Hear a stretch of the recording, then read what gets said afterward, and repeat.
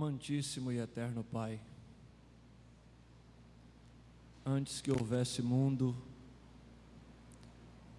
antes que houvesse terra, antes que houvessem águas, Tu já eras Deus,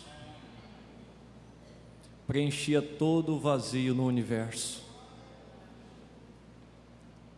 Desde então Tu formaste a terra, os céus, enfim formou o homem, porque dentro do próprio Deus existia uma índole por ser adorado. E o Senhor pôs esta índole dentro do homem para que adorasse a Deus. É por isso que nós estamos aqui nesta manhã, Senhor. Alguns vieram de tão longe, outros de perto, mas a intenção é a mesma, o desejo é o mesmo.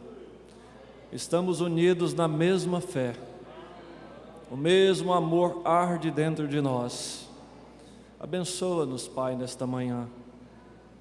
Só o Senhor pode nos ajudar. Só o Senhor pode nos abençoar.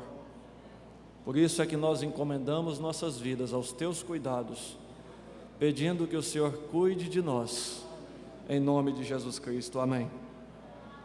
Eu saúdo a todos os irmãos, no precioso nome do Senhor Jesus. A audiência visível, a audiência invisível. E realmente viemos de longe, mas estou feliz. Quero vos apresentar minha esposa, filho. Ela não sabe cantar, mas faz um pão de queijo que eu vou falar para vocês. Fiquem em pé, por favor. Pastor Sebastião Machado que o diga, né? É próprio do goiano fazer isso aí. Deus abençoe. E nós vamos ficar em pé. Eu agradeço aos pastores associados ao mesmo companheirismo que nós, pela confiança que expõe a nós, muito especialmente o pastor Gedson, que hospeda esse encontro regional que está acontecendo nessa data. E por termos preciosidades como Sebastião Machado, Benedito Filomeno, Jair Clementino e outros no nosso meio. Deus abençoe a cada um deles. Em Abacuque capítulo 3, nós vamos ler os versículos 17 e 18. Posteriormente, em Malaquias 3, começando no versículo 15 até o 18. Portanto, ainda que a figueira não floresça, nem haja fruto na vide, o produto da oliveira minta, e os campos não produzam mantimento, as ovelhas da malhada sejam arrebatadas, e nos currais não haja vacas, todavia eu me alegrarei no Senhor, exultarei no Deus da minha salvação. Agora em Malaquias 3, a partir do versículo 15. Ora, pois, nós reputamos por bem-aventurados os soberbos, também os que cometem impiedade se edificam. Sim, eles tentam ao Senhor e escapam. Então aqueles que temem ao Senhor, falam cada um com o seu companheiro, e o Senhor atenta e ouve, e há um memorial escrito diante dele, para os que temem ao Senhor e para os que se lembram do seu nome. E eles serão meus, diz o Senhor dos exércitos. Naquele dia que farei serão para mim particular tesouro, poupá-los-ei como um homem poupa a seu filho que o serve. Então vereis outra vez a diferença entre o justo e o ímpio, entre o que serve a Deus e o que o não serve. Assentai-vos, irmãos. Nós temos um hino?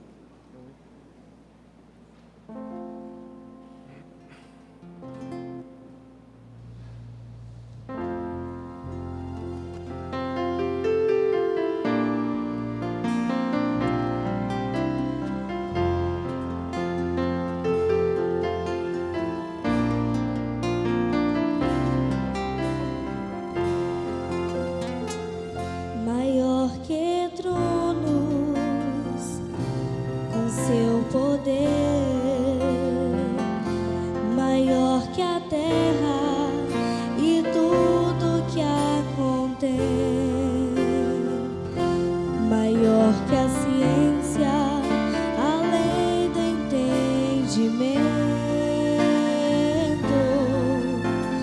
existia antes da criação, maior que reinos, maior que reis, maior que mares e sua imensidão, maior que o ouro e toda a riqueza. Não há como medir o seu valor. Padeceu sozinho meu Jesus, crucificado em uma rude cruz, como a rosa esmagada ao chão, pisado foi. E ainda assim pensou em mim.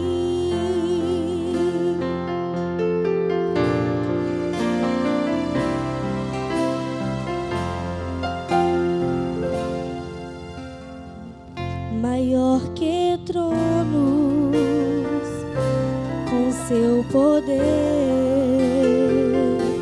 maior que a terra e tudo que a contém, maior que a ciência, além do entendimento,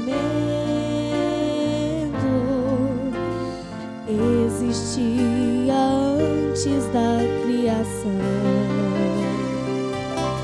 maior que reinos, maior que reis, maior que mares e sua imensidão, maior que o ouro e toda a riqueza. Não há como medir o seu valor.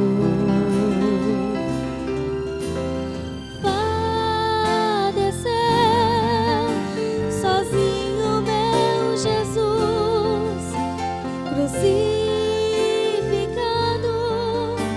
em uma rude cruz, como a rosa esmagada ao chão,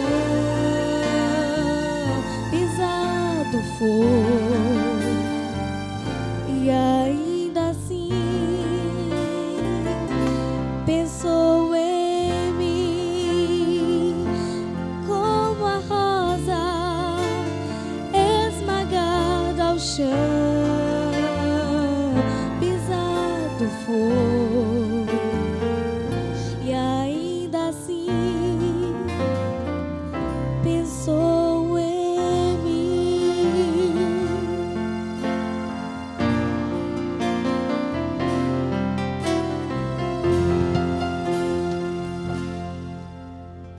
Deus abençoe a irmã.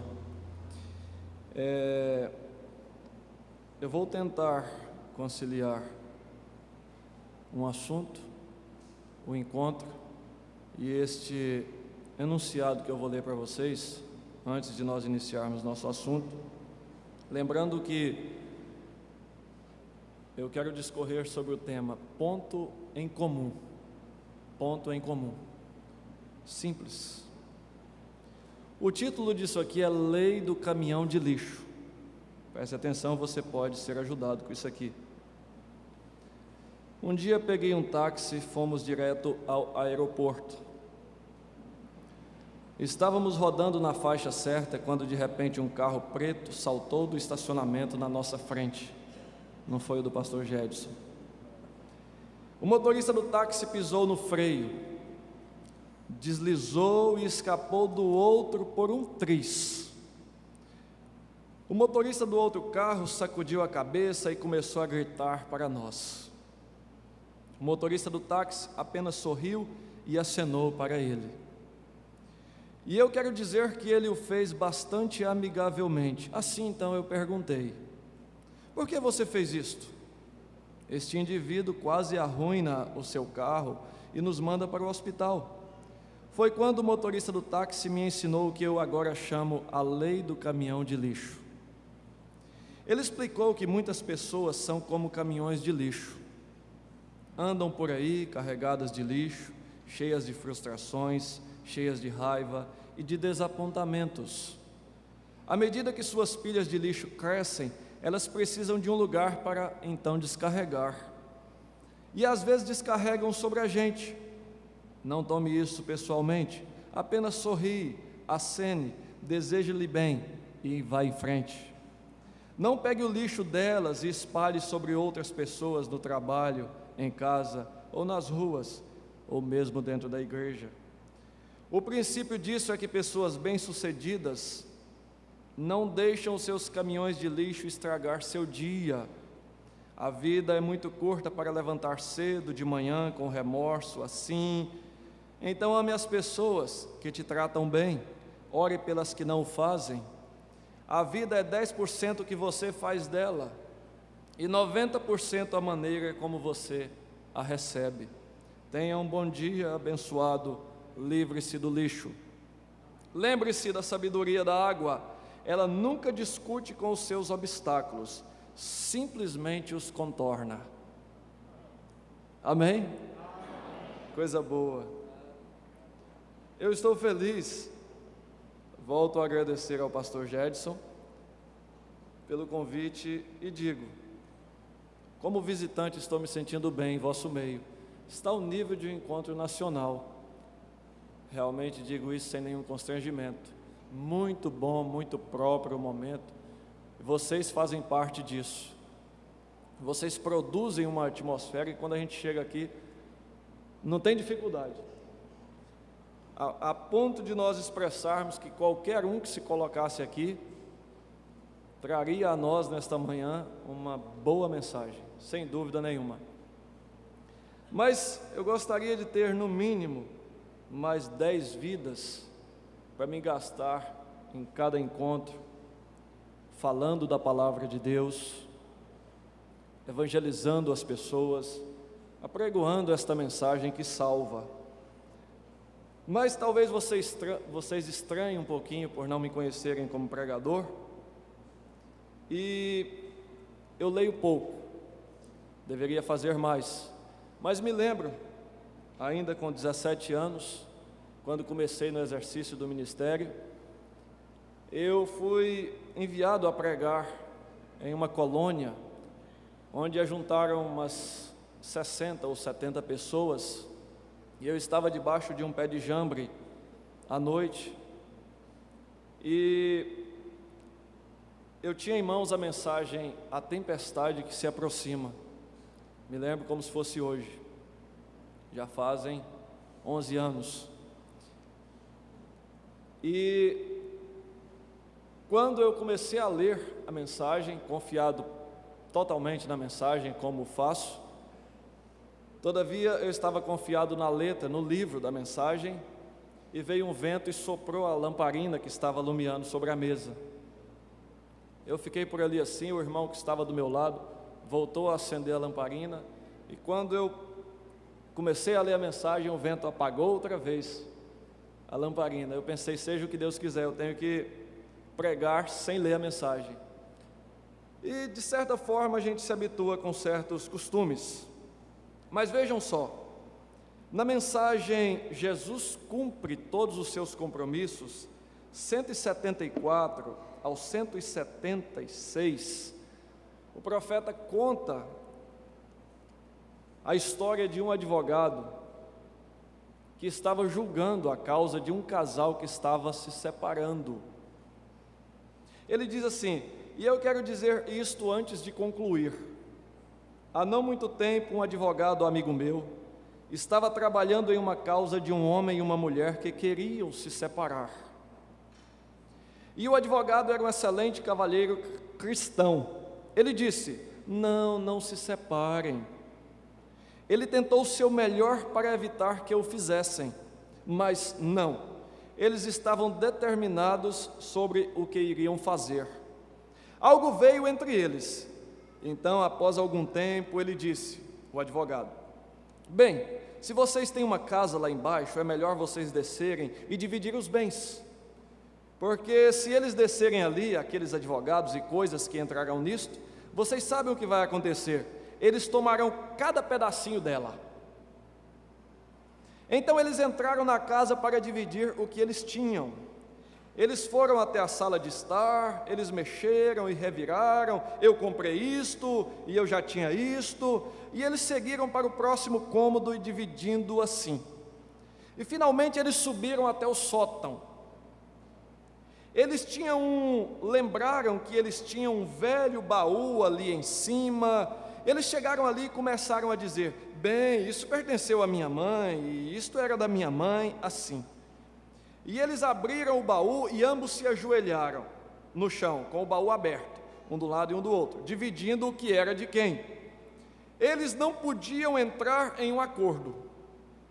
Isto me pertence, eu paguei por aquilo, fui eu quem o fez, bem, eu fiquei em casa enquanto você fazia isto, discutindo. Finalmente eles surgiram com outra coisa e ambos a agarraram ao mesmo tempo. O que era aquilo?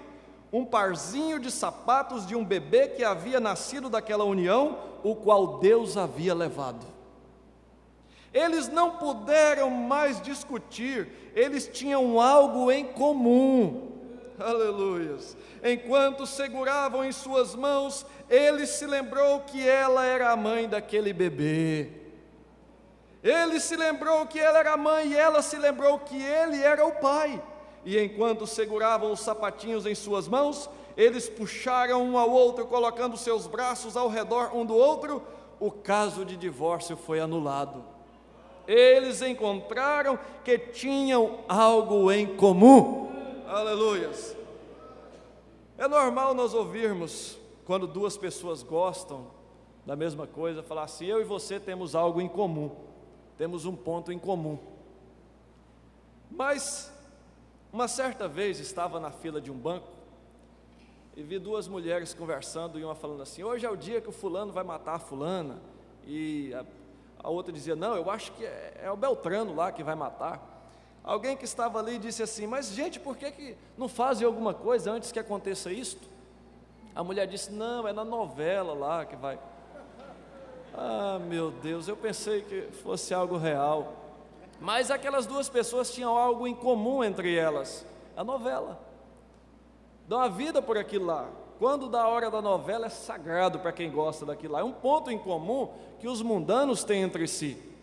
Agora, os cristãos também têm um ponto em comum entre eles, deixado pelo próprio Deus.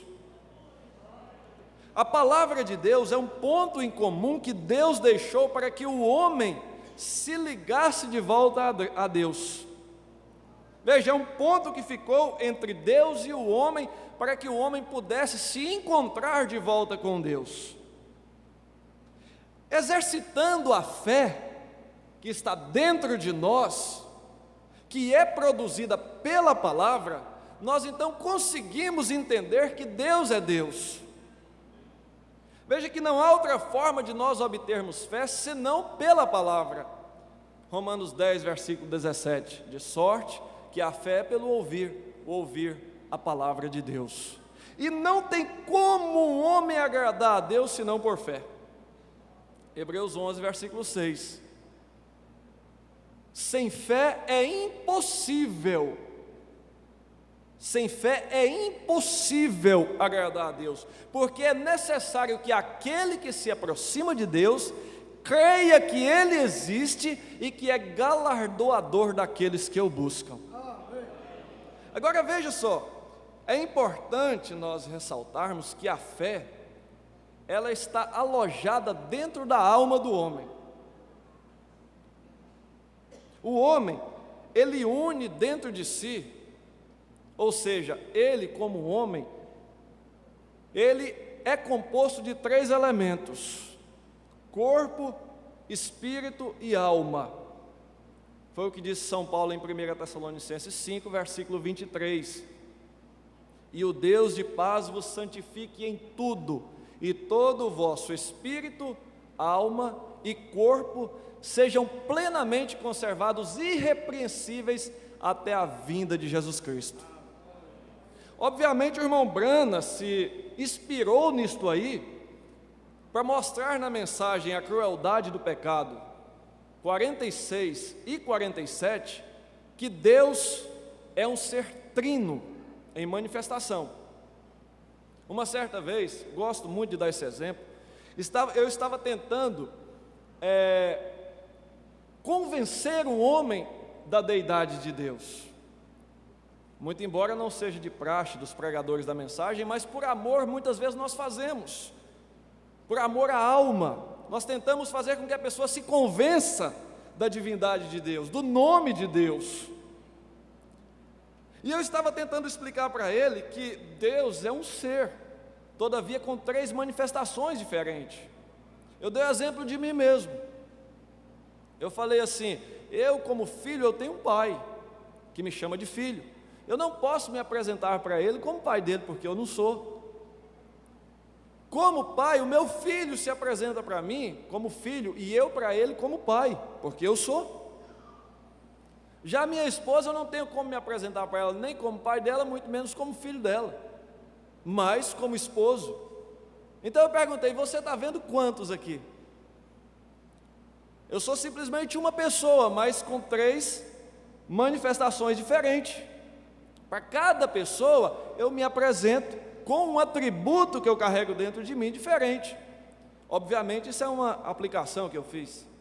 Então muitas vezes nós tentamos convencer as pessoas, e o profeta diz na mensagem que eu já citei, que Deus é um ser trino, e pelo fato de o homem ser feito à imagem e semelhança de Deus, o homem também é um ser trino. E eu então pensava, bom, o corpo, o espírito, tudo bem, mas e a alma? Qual a diferença dela para o espírito? Aí na mesma mensagem, parágrafos 55 e 56, o profeta diz que a alma é a natureza do espírito. Estou citando a mensagem A Crueldade do Pecado e o preço que custou para afastar o pecado de nossas vidas. E o profeta diz assim: você toma 2 homens, eles são completamente iguais, só que um se converteu. O profeta diz: ele teve a alma, ele teve a natureza do espírito mudada. Ele teve a sua alma mudada, ele teve a sua alma redimida, ele teve a sua alma trazida em condição que ele possa se encontrar com Deus. O seu corpo, ele não é convertido, seu corpo não muda. Você vê, uma pessoa gosta, digamos, da cor azul, depois que ele se converte, ele deixa de gostar de azul? Não, ele continua gostando de azul, é a índole do corpo dele. Eu sempre costumo falar assim: o seu corpo, ele tem índoles, ele tem características, o seu espírito tem natureza. Nós costumamos falar assim: minha natureza é essa, eu sou ruim, eu sou valente porque minha família foi assim, isso e aquilo outro. Você está provando que você nunca se converteu, a sua alma nunca foi mudada, que a sua natureza não mudou. Mas quando sua natureza muda, você se torna uma pessoa diferente. Aleluias. Agora veja, o profeta diz na mensagem A Maior Batalha, parágrafo 52, o homem tem 5 sentidos no seu corpo, e no seu espírito também tem 5 sentidos, e na sua alma ele tem um sentido, que é controlado pela fé ou pela dúvida. Você não ama com o seu corpo, os afetos são sentidos do espírito. E o profeta na mensagem, o super sentido 54 em diante, ele diz assim: nós estamos agradecidos a Deus pelos 5 sentidos, mas de nenhuma maneira eles foram dados a nós para que nós pudéssemos nos encontrar com Deus.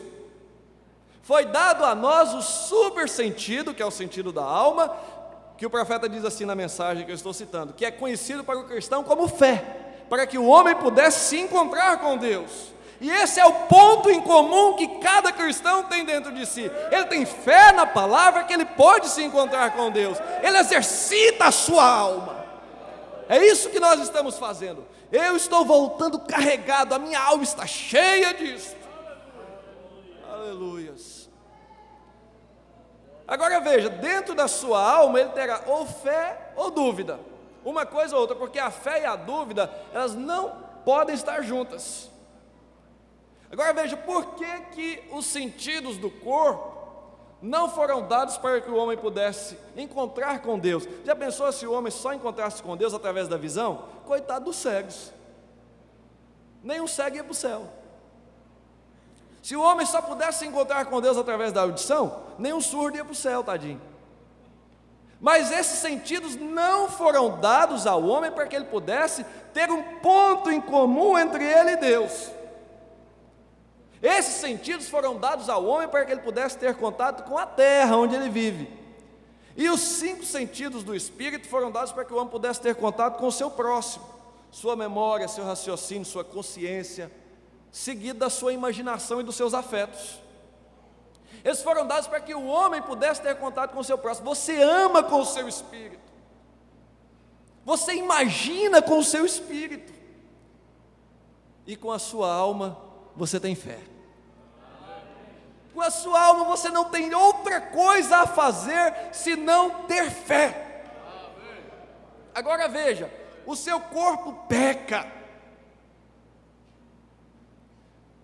Aí, até chegar na sua alma, tem o Espírito, que faz uma barreira para que aquele pecado não chegue na sua alma. Até enquanto o seu corpo está pecando, está bom.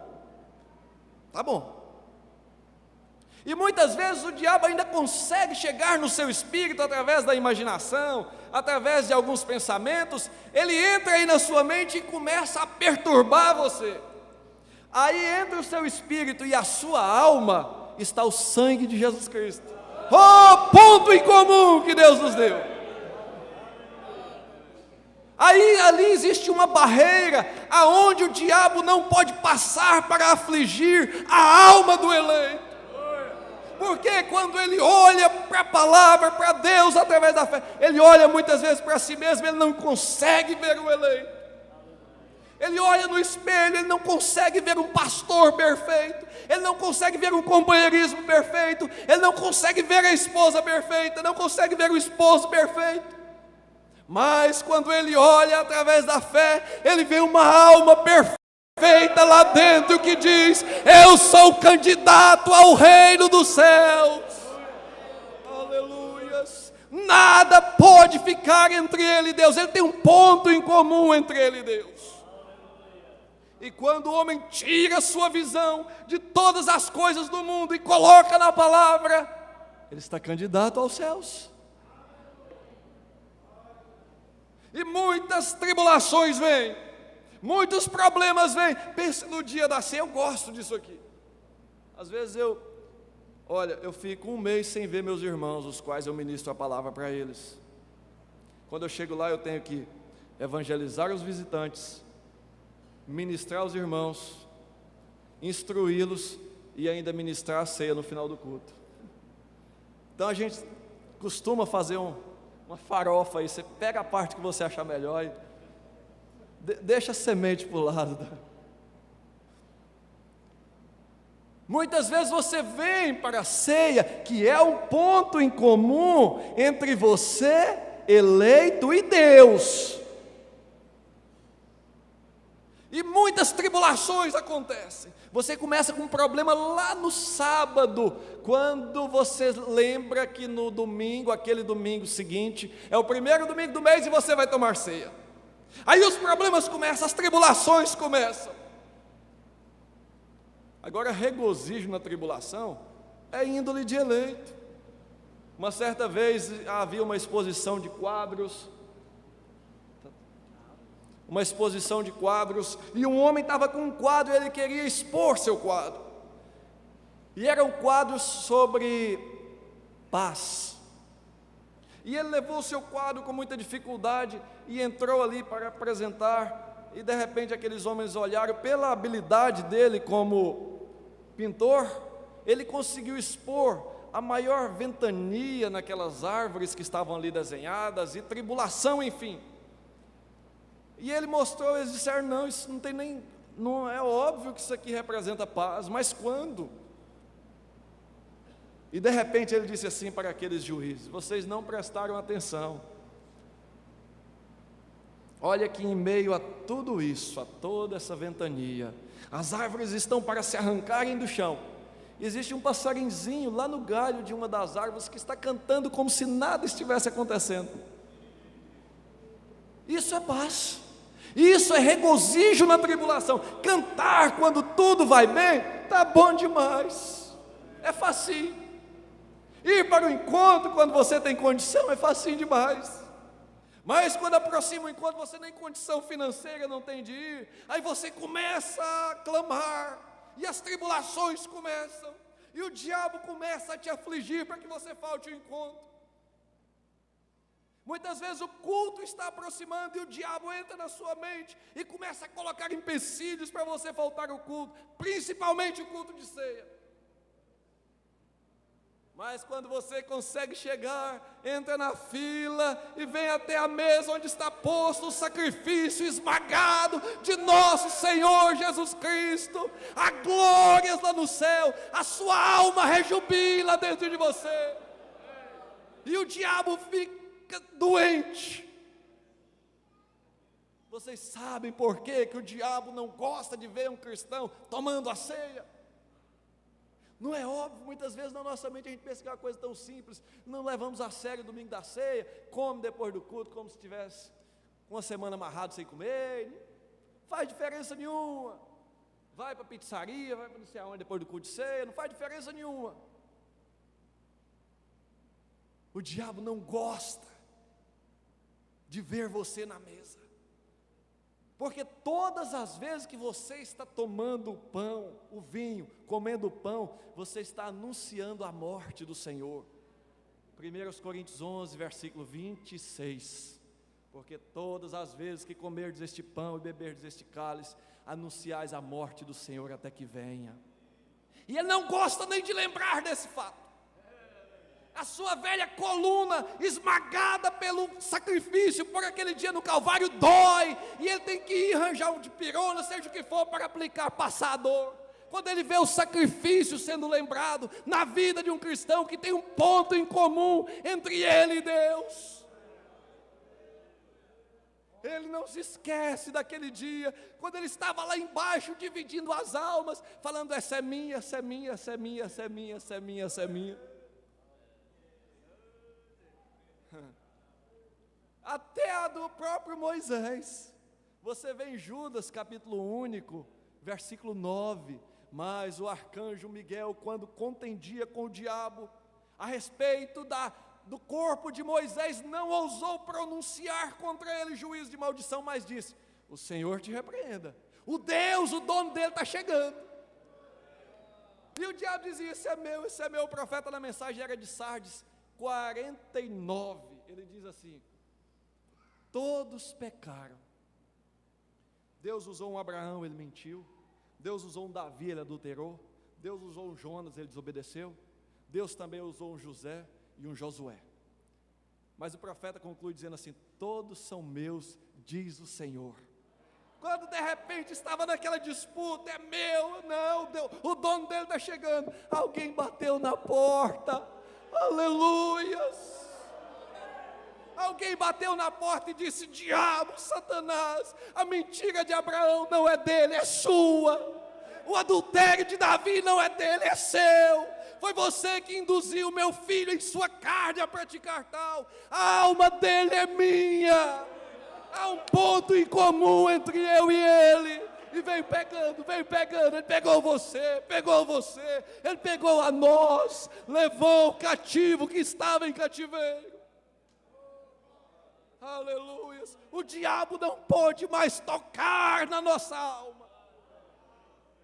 Ele pode brigar, ele pode pelejar, ele pode fazer você cair, ele pode fazer você destronar de uma posição, mas na sua alma ele não pode tocar, porque a sua alma está pronta, esperando aquele dia para subir sim. Aleluia, eu gosto disto, eu penso nisto. Oh, dia precioso, oh, como eu sou agradecido por Deus nos ter dado um profeta. Esta é a diferença entre nós e o ímpio. É o ponto em comum que nós temos em nossas vidas. Você ama este companheirismo, você ama esta mensagem, você ama a palavra de Deus, você ama os cultos, você ama o seu pastor, você reverencia o seu pastor porque ele tem um ofício.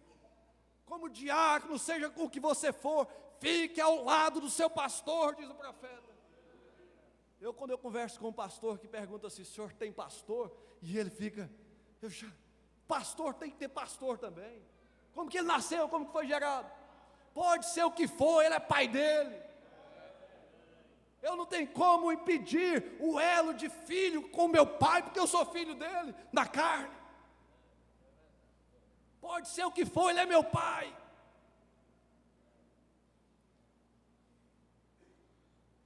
Aleluias. Existe um ponto em comum muito grande entre você e Deus, é a sua palavra. Ela arde dentro de você, ela arde dentro de você, ela arde na sua alma. Veja só, muitas vezes você nem entende. O pastor estava falando, eu não entendi uma palavra que ele disse, mas a sua alma aí dentro está regozijando. Aleluias. Iam dois no caminho de Emaús, se aproximou um varão dele e disse assim, e foi conversando com eles, e eles estavam falando da ressurreição, disso, daquilo, e ele conversando com eles, eles não haviam percebido. Quando eles se assentaram na mesa, que ele pegou o pão e partiu, eles falaram, é ele. Aí começou um com o outro, não estava ardendo o seu coração quando você ouvia aquelas palavras? É aí que está a alma, não ardia o seu coração, enquanto você ouvia aquelas palavras de vida. Aleluias, a sua palavra é a mesma palavra dele, o seu linguajar é o linguajar dele, a sua vida é a vida dele. Este é o ponto em comum nas nossas vidas, nós somos diferentes. O seu jeito de falar te denuncia. Mas vem cá, será que Jesus não falava igual todo judeu, não? Ele não falava como qualquer pessoa daqueles dias de então? Mas de repente Pedro chegou, começou a negar ele, afastou mais para ali, chegou outro e disse assim, você parece que é um deles. Não, nem conheço esse homem, afastou mais para lá. O certo é que na terceira vez chegou um e disse assim, até o seu jeito de falar é igual ao dele.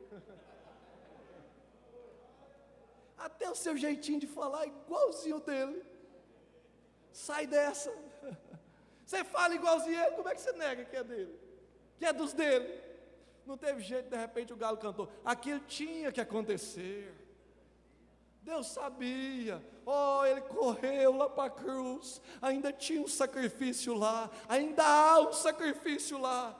Todas as vezes que algo acontece com você, há uma gota daquele sangue que desce, o qual jorra das veias de Emanuel, e você continua dizendo, eu sou eleito, e continua regozijando na tribulação. Nada impede o seu regozijo na tribulação. Suas lutas, seus problemas, nada impede com que você regozije na tribulação.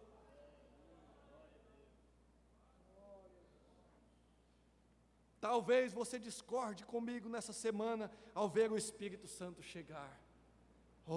Vinho novo. Eu vou contar uma coisa para vocês. Ontem eu estava sentado ali após o almoço. O pastor Gédio chegou, colocou a mão no meu ombro. Eu tinha um irmão do meu lado, eu não me recordo quem. Aí ele saiu, eu falei assim, eu senti uma virtude, um calor na mão dele aqui. Ele está procurando uma pessoa para pregar. De repente ele mandou o irmão Mariso chamar o pastor Wagner, e o resultado foi o culto da noite. Há uma unção, nunca discuta com o púlpito, nunca entre em confronto com o púlpito, com o seu pastor, com uma palavra que você ouvir, muito embora você discorde, fique com isso com você mesmo. Não me lembro uma certa vez, eu bati um carro que eu tinha, e eu estava ali sentado no barranco, com as mãos na cabeça, pensando o que fazer. Chegou um bêbado, o carro machou demais, ele bateu em cima e falou assim, não esquenta a sua cabeça não, sobrou sua vida. Foi o pró... Aleluia. Aleluia. Foi o próximo assunto que eu preguei naquilo. Foi aquilo lá, sobrou minha vida. Sobrou minha vida. Eu estava com outro assunto para pregar, às vezes as coisas acontecem assim. De repente vem isso aqui. Embora eu já tivesse pregado isso antes.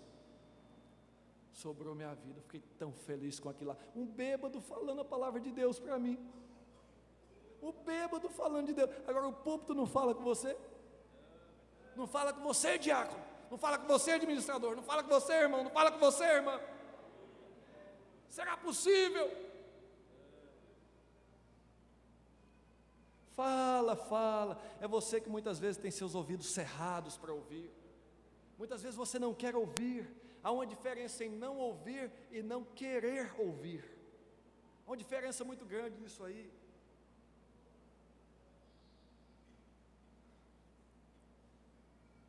Talvez você discorde comigo nesta semana ao ver o Espírito Santo chegar, confirmar esta palavra e coisas nisto. Você talvez discorde com aquilo, você pode discordar com a cura do enfermo, mas nós realmente temos uma coisa em comum. Esta é o sangue de Jesus Cristo que nos salva os pecados.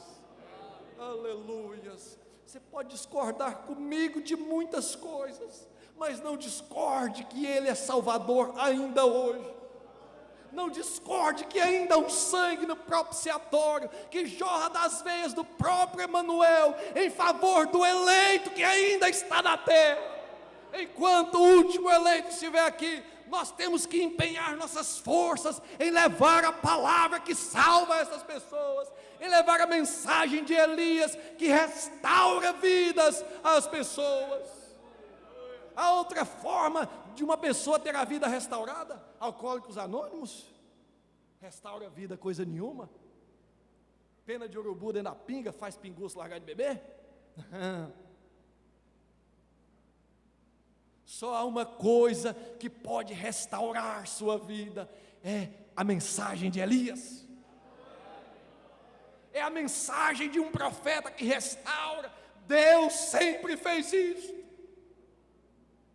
Tem um ponto em comum maior do que esse. Certa vez eu estava conversando com um amigo de uma certa denominação. Ele falou assim: vocês são muito desorganizados. Vocês não têm um cartãozinho de membro. Como é que vocês sabem que vocês são irmãos um do outro? Vocês não têm um cartãozinho. Lá na nossa igreja a gente tem cartãozinho de membro, com o nome, identidade, tudo ali. E de repente passou um irmão da igreja dele assim, nem falaram um com o outro. E eu conheci o outro também, falei: mas não é seu irmão esse aí? É porque eu não me dou muito bem com ele. Falei: a diferença nossa é essa aí. Eu não tenho cartãozinho de membro não, mas eu me dou bem com todos os meus irmãos. Porque existe um nome que eu tenho, que ele também tem. Somos da mesma família.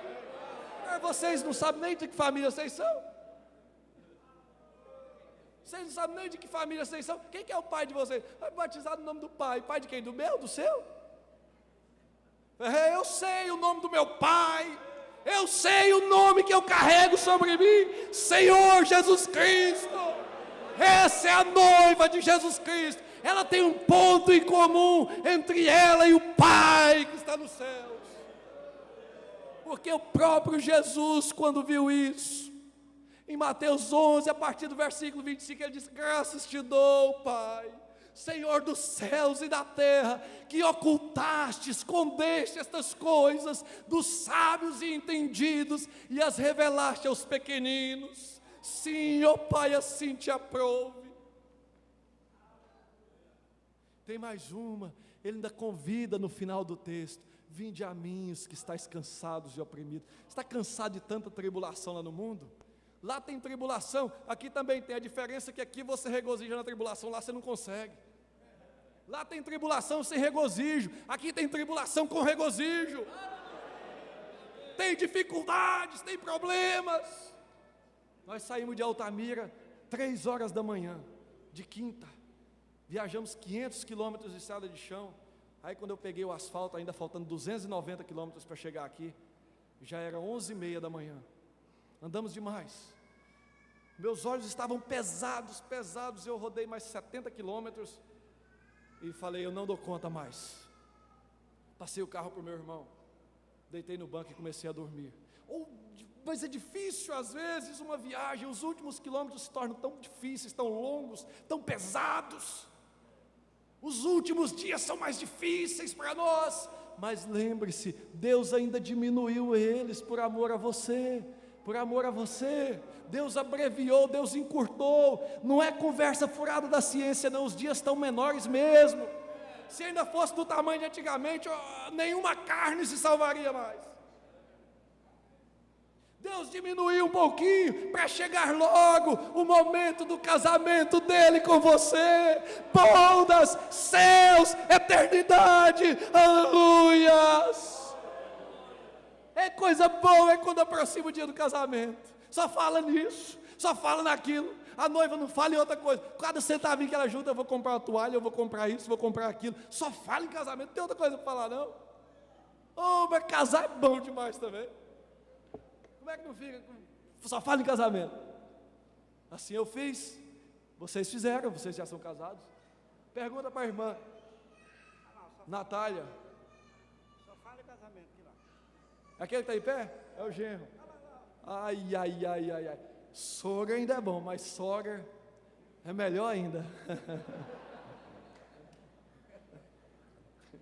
Coisa difícil. A minha é tão boa. Ela mora a 2.200 quilômetros de distância de mim. É boa. Eu brinco demais com ela. Toda história de sogra que eu fico sabendo, ligo para ela só para contar. Me dou bem com ela realmente. Agora, o que eu estava... O casamento, eu vou concluir com isso aqui. O 6º selo, 69 em diante. O profeta conta de um grande fazendeiro de Chicago. Vai dar certinho. Ele tinha um filho, e o filho ia casar-se. Ele foi até a fazenda do seu pai. Ali, aquele homem tinha várias filhas, e tinha uma sobrinha, a prima órfã. Vocês devem conhecer bem a história. E chegando ali, aquele homem, eles fizeram festas e arranjos e coisas, e para receber aquele homem, para recepcionar aquele homem. Ele era muito importante. Eles eram compradores de gado na região. Quando chegou ali, aquelas moças começaram a dançar, fazendo festa, dançavam, pulavam, saltavam. Aquilo nada chamava a atenção dele. Lá na cidade ele estava acostumado a ver aquilo. Saiu ali, e de repente uma figura estranha chamou a atenção dele. Lá atrás daquele velho prédio tinha um giral, e havia uma moça ali lavando umas vasilhas. Ele começou a aproximar. Era a prima órfã, com vestidão, descalça. E ela baixou as vistas, não olhou para ele. Ele disse: moça, por que você não está lá dentro? É porque você não sabe dançar? É porque não te convidaram? Por que você não está lá dentro? Não, é porque eu não gosto daquilo lá. Oh Deus, o diabo não está preocupado com as denominações, ele está preocupado com você. Ele não sabe quem são os eleitos, mas ele sabe aonde está os eleitos, onde estão os eleitos. Mas tem uma, Jesus Cristo está cuidando dela, dessa noiva. Jesus Cristo está cuidando dela. Aquele homem, nada nela chamou a atenção dele. Às vezes eu fico pensando a importância, o Espírito Santo ter descido aqui embaixo, nesse hospital de pestilentos, como chamou o profeta. Para quê? Uma certa vez eu saí de moto, presta atenção, estou pondo ela lá em cima agora, minha esposa. Eu saí de moto de Altamira para Goiânia para ver minha noiva. O pastor Joaquim disse para mim assim: não, irmão, você está brincando. no YBR 125. Não foi numa moto, não, foi numa moto. Eu e meu irmão numa moto só. Vamos ver nossa... Ele estava namorando uma moça lá, eu estava noivo com minha hoje esposa. Vamos lá em Goiânia nessa moto. Nós vamos ter história para contar? Vamos. Chegou lá e não queria voltar mais comigo. Não, você tem que voltar para terminar a nossa história. Saí, onde é que eu estava com a cabeça? De Altamira e lá em Goiânia, quase 2.200 quilômetros, 500 quilômetros de estrada de chão, numa moto. Motinha. Deus sair lá de cima, descer aqui, para entrar no seu coração. Parece uma coisa inexplicável. Gente, isso aqui não é papinha para o Marcos, não. Isso é comida sólida para eleito. Ele sair de lá, o céu não ficou vazio, não, porque ele enche o céu e a terra. Mas o seu Espírito está aqui, entrou, é odre, é vinho novo em odres novos. Vim preencher o vazio que existia dentro de nós. Com a palavra, ministério de Elias. Nós estávamos todo mundo aí, um no mundo, um na igreja tal, pentecostal tal. De repente veio Elias, pegou todas as pontas soltas, juntou e começou a restaurar cada eleito. Então criou a noiva de Jesus Cristo, que nós chamamos a igreja da mensagem restaurada. Aleluias. É o apelido, fazer igual o pastor Nazareno diz, eles apelidam nós de igreja da mensagem, mas a gente não tem nome, não. O nome que a gente carrega dentro de nós é Senhor Jesus Cristo. E de repente aquele homem conversou com aquela moça e disse: você está disposta a... Você sabe por que eu vim aqui? Olha que coisa importante, você sabe por que eu vim aqui?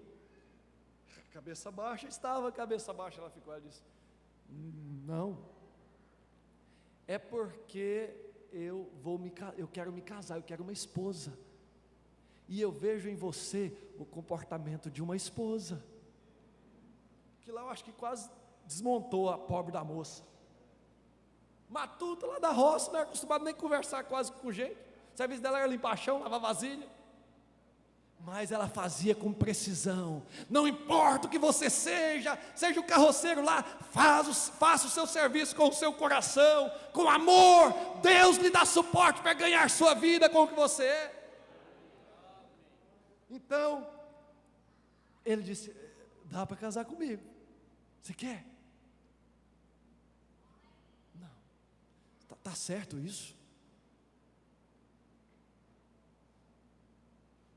No outro dia a mesma história. Talvez ela tenha corrido para dentro, não sei. No outro dia ele já saiu por ali olhando e ela não estava. De repente ela apareceu. Ele correu para encontrar com ela. Ele já estava enamorado dela.